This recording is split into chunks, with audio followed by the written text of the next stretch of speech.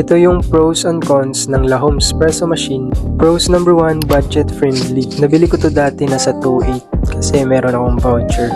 Pero yung original price nito nasa 3K plus lang.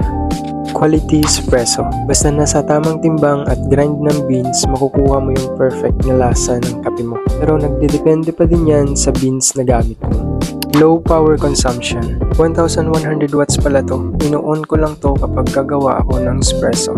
Kasi it takes 2 to 3 minutes lang yung preheat niya at pwede ka nang gumawa ng espresso. At pinapatay ko lang to kapag tapos na akong gumawa. Unlike sa mamahaling machine, hindi mo talaga basta-basta lang papatayin. Easy maintenance. Sobrang dali lang nito linisan. Kailangan mo lang ng tablet na panglinis sa espresso machine. Temperature control. Hindi to sasabog kapag ma-overheat. Magbiblink lang to. Kailangan mo lang palabasin yung pressure. Pindutin mo lang yung single shot or double shot. Antayin mo lang lumabas yung water at babalik yan sa normal temperature niya. Easy to operate. Ginawa talaga to para sa mga beginners.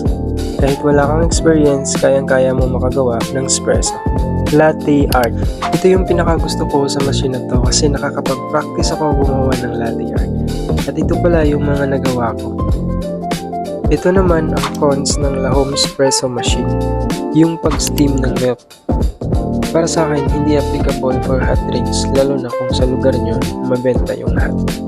Kasi single boiler lang yung Lahome. Pero kung sa lugar nyo ice coffee naman yung mabenta, pwede to. Number 2, making espresso. Kasi after mong gumawa ng espresso, basa talaga yung portafilter niya or wet pack tulad niyan. Kaya ang technique ko, hindi ko muna siya kukunin ng mga at least 30 seconds para matuyo yung coffee grounds. At yung last, portafilter basket. Kasi natatanggal yan minsan kapag hindi mo siya nailak. Pero para sa akin, hindi naman siya big deal para sa 3K plus na espresso machine na to. Kaya sa mga gustong magsimula dyan ng small cafe, ito yung marirecommend ko.